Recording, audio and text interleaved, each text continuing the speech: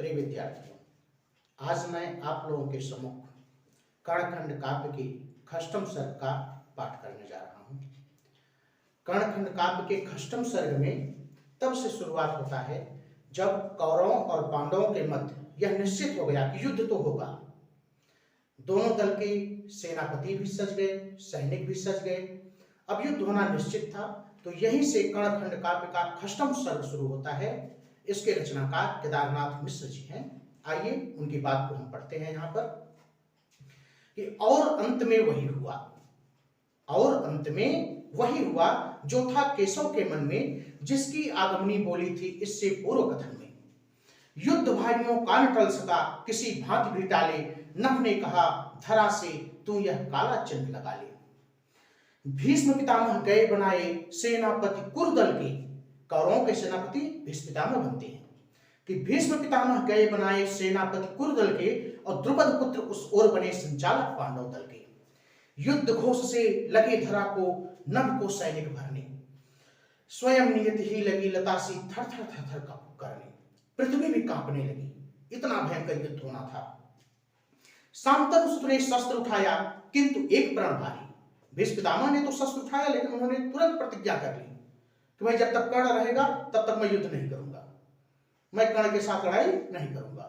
शांतनु सुत ने शस्त्र उठाया, किंतु एक प्राण भारी। मैं न लड़ूंगा साथ कर्ण के कपटी अत्याचारी। कुरुसेना में है अनेक बलवीर और बलिदानी, किंतु कर्ण है एक अधरथी नीच और अभिमानी। उन्होंने कहा कि बड़ा घमंडी है, इसलिए मैं इसके साथ युद्ध नहीं करूंगा। प्रण यह सुनकर कहा कर्ण ने, सूर्य तनय न कहाऊं, सूर्यदेव की सौगंध है, मुझे अपने पिता की सौगंध है। प्रण यह सुनकर कहा कर्ण ने, सूर्य तनय न कहाऊं, गंगा नंदन के जीवित रहते यदि मैं अपना शस्त्र उठाऊं। लेकिन ऐसे नहीं, पहले भीष्म पितामह भी कुछ दिखाएं अपना करामात। पहले भीष्म पितामह दे पौरुष अपने बल का, फिर देखें दुर्दांत शौर्य अनुपम यह रण कौशल का। जिस पर करते रहे सदा बौछार व्यंग्य बाणों की, तिरस्कार की घोर घृणा की वर्षा पाषाणों की। प्रतिदिन घोर युद्ध होता था, रोज भयंकर लड़ाइयां होती थी। प्रतिदिन घोर युद्ध होता था, रणभेरी बजती थी। प्रतिदिन करालिका काली सी विभीषिका सजती थी। प्रतिदिन शोणित लहरों पर, शोणित का मतलब ब्लड होता है, खून, खून के लहरों पर।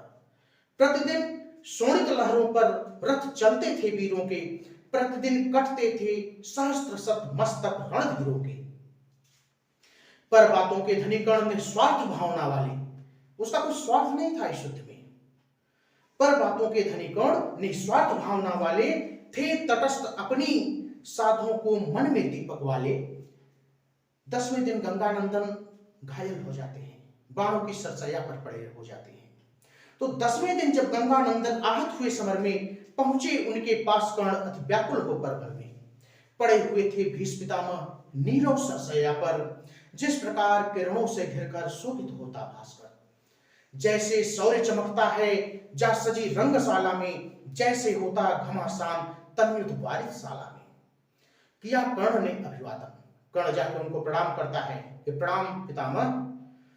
किया कर्ण ने अभिवादन, शांतनु सुत ने दिग खोले। इंगित पाकर गए दूर जब रक्षक तब वो बोले।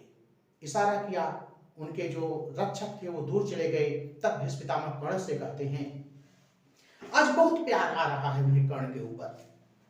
आज तक हमेशा उसे सूत पुत्र, कायर, नीच ऐसा कहते थे, लेकिन आज कर्ण को बेटा कह के बुला रहे हैं, बहुत प्यार उमड़ रहा है।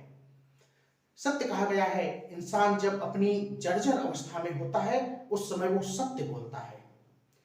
कहते हैं भीष्म पितामह कि इच्छा होती एक बार बेटा कह तुझे पुकारूं, एक बार, बस एक बार लोचन भर तुझे निहारूं। अरे दूर न रह तू निकट चला और पास आ जा, दूर न रह तू निकट चला, आज तुझे दुलराऊं। मेरा अंतिम क्षण समीप है, आजा हृदय लगाऊं, आजा पास आ जा। तेरे लिए फूल आदर के खिलते मेरे मन में, अब देखा तुस्सा महावीर मैंने न कभी जीवन में। तेरे जैसा वीर मैंने नहीं देखा। घूर्ण काल में तू ही मेरी नौका खेने वाला, तू अचूक तीरों का मेरे उत्तर देने वाला। अरे दानवीर तू, धर्मवीर तू संबल आरत का, जो न कभी बुझ सकता है वह दीप महाभारत का। आज कर्ण को यह भी बताते हैं कि मैंने बार बार तुम्हें सूत पुत्र क्यों कहा। कहते हैं कि सूत पुत्र का तिरस्कार अपमान किया है तेरा, बहुत बार अपमान किया है। क्यों किया जानते हैं? सूत पुत्र का तिरस्कार अपमान किया है तेरा, इसके लिए ग्लानि है भारी, दुखी हृदय है मेरा। था मेरा उद्देश्य कि तेरा तेज अनल दुर्बल हो, जो तेरा तेज है पौरुष है वो कम हो जाए। था मेरा उद्देश्य कि तेरा तेज अनल दुर्बल हो, जिससे अपने क्रूर कांड में दुर्योधन असफल हो। मैंने कभी न चाहा, मैंने कभी ऐसा नहीं चाहा, मैंने कभी न चाहा कि बैरी हो भाई का भाई, रोका तुझे रोकने में ही देखी क्यों की भलाई। पर पुरुषार्थ बदल देगा, पर पुरुषार्थ बदल सकता क्या विधि की लिखी कहानी। कर्ण विरोध नियत का, मानव का भारी नादानी। सूत पुत्र तू नहीं, आज उसको ये भी बताते हैं कि तू सूत पुत्र नहीं है, कुंती का पुत्र है। सूत पुत्र तू नहीं, तोड़ दे अपवादों की काया, अर्जुना दिशा तू भी कुंती की आंखों का तारा। देख रहा हूं मृत्यु खड़ी है, महासमर हंसता है, जीवन की प्रत्येक सांस में महानाश बसता है। चाह यही है जाकर अपने अनुजों से तू मिल जा। बताते हैं और कहते भी हैं कि चला जा पांडवों की तरफ।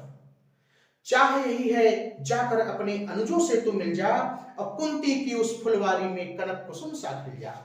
इतना कहकर रुके पितामह, उमड़ी दिग जलधारा। इतना कहकर पितामह रुक जाते हैं, उनकी आंखों से आंसू आ जाते हैं, लेकिन कर्ण का धीरज टूट जाता है। इतना कहकर रुके पितामह, उमड़ी दिग जलधारा, उखड़ गया संयमी कर्ण के मन का धीरज सारा। बोला दुख है मुझे पितामह, बंदी हूं मैं प्रण का, मैंने प्रतिज्ञा की है नहीं तो चला जाता। बोला दुख है मुझे पितामह, बंदी हूं मैं प्रण का, मार्ग देखता रहता हूं उत्कंठित हो उस क्षण का। किस क्षण का? कि समर भूमि में दर्शन देंगे जब गोविंद मुकुटधर, और जब अर्जुन की गर्दन होगी मेरे इन तीरों पर। आज भी वो अर्जुन के वध के लिए प्रतिज्ञाबद्ध है। नहीं मिटा सकता है पौरुष कभी नियत की रेखा, आप सोचते कौन काट सकता है विधि की लेखा। मुझसे भी प्रतिपल कहती है मेरी अंतर्वाणी, मुझसे भी प्रतिपल कहती है मेरी अंतर्वाणी। वो खुद जानता है क्या होने वाला है। मुझसे भी प्रतिपल कहती है मेरी अंतर्वाणी, कि मैं चला हूं लिखने स्वयं अपनी ही मृत्यु कहानी। किंतु पितामह यह सच है, मैं जानता हूं परिणाम क्या होगा, पर किंतु पितामह यह सच है, साहस में कभी हारूंगा, है गोविंद उधर तो क्या अर्जुन को मैं मारूंगा। पितामह भी प्रसन्न हो उठते हैं, बोले वाह क्या बात है, जय हो तेरी महावीर, कह उठे पितामह धीमे। मानो अंतर लहर विघ्नित हुई प्रशांत नदी में। जय हो तेरी महावीर, कह उठे पितामह धीमे। जय हो तू निर्भय अपने पथ पर बढ़ता जाए आगे, जय हो तेरी राह छोड़कर अखिल अमंगल भागे। अरे समय आ गया, समय आ गया, सिंह पुरुष तू अपना शस्त्र उठा ले। उधर कृष्ण तू इधर पूर्ण कर दुर्योधन का सपना। क्षण क्षण रण का रूप बदलता, क्षण क्षण रक्त कहानी। अरे भीष्म हुए आहत तो गुरुवर द्रोण हुए सेनानी। दोनों दल के महारथी सत जाते थे नित मारे, रोज मारे जाते थे दोनों पक्ष के। 5 दिनों के बाद द्रोण भी हत होकर स्वर्ग सितारे, और 16वें दिन कर्ण बने सेनापति कौरव दल के। 16वें दिन कर्ण सेनापति बनता है, और जैसे ही वो सेनापति बनता है पूरे पांडव सेना में हाहाकार मच जाता है। कौरव सेना में एक नया उत्साह आ जाता है। 16वें दिन कर्ण हुए सेनापति कौरव दल के, सुनकर धर्मराज की आंखों से आंसू पड़ छलके। महाकाल का पराक्रमी धर्मराज जानते हैं कि 1 नंबर का पराक्रमी है कर्ण, वो किसी को नहीं बख्शेगा। महाकाल का पराक्रमी अवतार विकट सेनानी, पुरुष सिंह पौरुष का स्वामी, महाबली बलिदानी। कर्ण बदल देगा अमिट निर्णय अनजान नियत का, यही कह रहा तेजहीन मुखदीन मलिन प्रकृति का। पांडव भय से भीत हुए, कौरव दल लगा गरजने। पांडव भयभीत हो गए, कौरव दल में नया उत्साह आ गया। पांडव भय से भीत हुए, कौरव दल लगा गरजने। नए ढंग से कुरुसेनाएं लगी चमक कर सजने। रूप युद्ध का तुमुल हो गया, कर्ण न रुकते रोके। रूप युद्ध का तुमुल हो गया, कर्ण न रुकते रोके। विध्वंसक विकट अलाप चक्र को कौन संभाले टोके, कौन रोके। कुंती के आंसू कहते थे कर्ण बढ़ाता है, काल पांडव पर बन उसका क्रोध चढ़ा आता है। कृष्ण से कह रही है, अरे रोको इसकी गति को, रोको रोको इसकी गति को, रोको चक्र सुदर्शनधारी, अरे रोको इसकी बाणों का उद्यम वेग संहारी। प्रचंड रूप से कर्ण आक्रमण करता है सबके ऊपर, लेकिन कर्ण ने जो कुंती को वचन दिया था कि मैं चार भाइयों को, अपने चार भाइयों को, आपके चार पुत्रों को युद्ध क्षेत्र में जीवन दान दूंगा, ये बात वो सदैव याद रखा था। किंतु ने अपना प्रण भूला था। वीर कर्ण एक पल भी भीम, नकुल और धर्मराज का ज्ञान पाकर बद भी पा गया था, लेकिन छोड़ दिया। भीम तनय दुर्जय घटोत्कच आया प्रलय सरीखा। जब कृष्ण ने यह समझा कि कर्ण किसी के रोके रुकने वाला नहीं है, और जब तक उसके पास अमोघ अस्त्र है, अर्जुन को वो सामने लाना नहीं चाहते थे, क्योंकि जानते थे कि कर्ण निश्चित रूप से अर्जुन का वध कर देगा। तब कृष्ण यहां पर एक चाल चलते हैं। वो भीम के पुत्र महाबली घटोत्कच को युद्ध के मैदान में लाते हैं और उससे कहते हैं कि ऐसा भयंकर युद्ध कर कि कर्ण अपना वो अमोघ अस्त्र छोड़ने पर विवश हो जाए, और घटोत्कच ऐसा ही करता है। भीम तनय दुर्जय घटोत्कच आया प्रलय सरीखा, और किया कौरवों पर प्रहार मायावी तीखा तीखा। कुरुसेना लड़ती थी भू से, अरे तो जमीन से लड़ रही थी, लेकिन घटोत्कच आसमान से लड़ता था। कुरुसेना लड़ती थी भू से, वो नभ से लड़ता था। उसके मायाविक अस्त्रों से विध्वंस अनल झड़ता था। पूरी कौरव सेना में त्राहिमाम मच गया, हाहाकार मचा सेना में। कौरव सेना हाहाकार करने लगी, हाहाकार मचा सेना में। कर्ण बचाओ आओ, कठिन कौष्टचिक यह संहारो, सत्य मोह चलाओ। अरे रुक न सके सुनकर पुकार अपनी सेना की कातर, दौड़े कर्ण अमोघ शक्ति ले, ध्वंसा निलसा सत्वर। जिधर बढ़े उस ओर गिरे सत मस्तक कंदूक से, जिधर बढ़े उस ओर प्रकृति के तत्व गए झटलोक से। देख घटोत्कच को ललकारा, देख घटोत्कच को ललकारा, शक्ति अमोघ चलाई, नाद भयंकर हुआ नाश की मानो झंझाई आई। और खंड खंड हो उस राक्षस की देह गिरी पृथ्वी पर, टुकड़े टुकड़े होकर के गिर पड़ा वो। खंड खंड हो उस राक्षस की देह गिरी पृथ्वी पर, मानो ज्वालामुखी गिरा हो कोई खंडित होकर।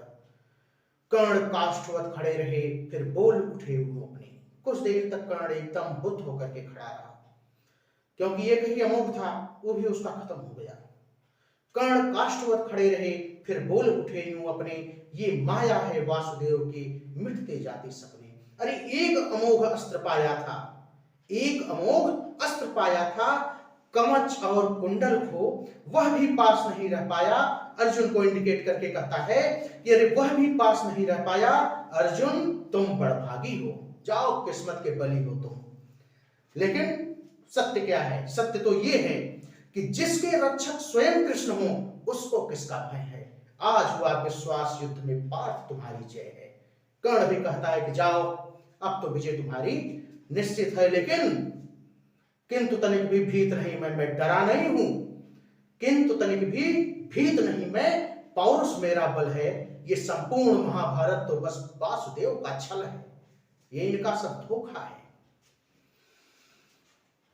कुछ कुछ दिन बाकी था, संध्या का समय हो चुका था, सूर्य अस्त होने वाला था। आज लड़ाई का 17वां दिन था।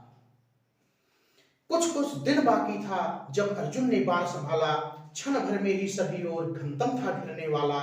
कर्ण निकाल रहे थे पहिया पृथ्वी से निज रथ का, भूल गए थे ज्ञान ध्यान कि वह अदृष्ट के पथ का, जिस पर चलकर औचक में यह महामरण आता है रुकता न कभी, सम्मुख आ ही जाता है। कर्ण निहत्था था, रथ उसका धंस चुका था कीचड़ में। अब लोग कहते हैं कि वहां कुरुक्षेत्र में कीचड़ कहां मिल गया। अरे इतना ब्लड बहा था, खून बहा था कि खून से धरती गीली हो गई थी। उस खून वाले पानी में, मिट्टी में उसके रथ का पहिया धंस गया था। भूल गए थे ज्ञान ध्यान के वह अदृष्ट के पथ का, जिस पर चलकर औचक में वह महामरण आता है रुकता न कभी, सम्मुख आ ही जाता है। बाण संभाल लिया अर्जुन ने, पर संशय ने लोक रोका, आया चला गया क्षण भर में एक प्रश्न का झोंका, क्या न पाप है किसी विरथ पर चुपके अस्त्र चलाना। कर्ण ने अर्जुन से कहा, अर्जुन जब तीर मारने लगे तो कर्ण बोला, अरे ये पाप है, हम विरथ हैं, रथ से हीन हैं, हाथ में अस्त्र शस्त्र नहीं है, हम पे अस्त्र मत चलाओ। कृष्ण को गुस्सा आया, बोले कड़के कृष्ण, गुस्सा आए, बोले कड़के कृष्ण अधर्म, धर्म क्या तुमने अब यह जाना?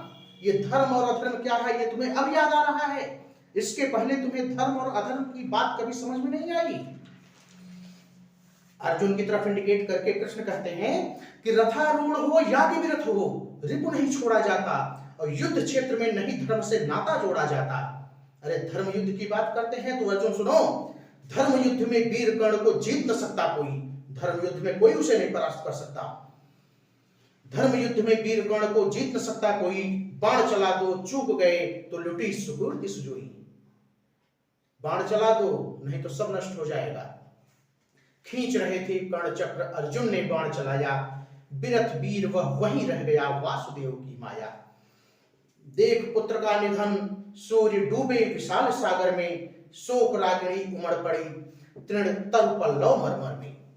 खोकर अपने गौरव का अनुपम अनमोल नगीना, हुई दिशाएं भिखारिणी हो गई धरित्री दीना। रथ से उतर जनार्दन दौड़े, मरने के बाद सबसे पहले कृष्ण ही दौड़ के जाते भी हैं। रथ से उतर जनार्दन दौड़े, आंखों में जलधारा, कर्ण हाय वासुसेन वीर कह बारंबार पुकारा। किंतु कर्ण तो पहुंच चुके थे पास पिता के अपने, छोड़ तड़पते मिट्टी में मिट्टी के सारे सपने। इस तरह से कर्णखंड काव्य के यह खष्टम सर्ग यहीं पर समाप्त होता है। सुनने के लिए धन्यवाद।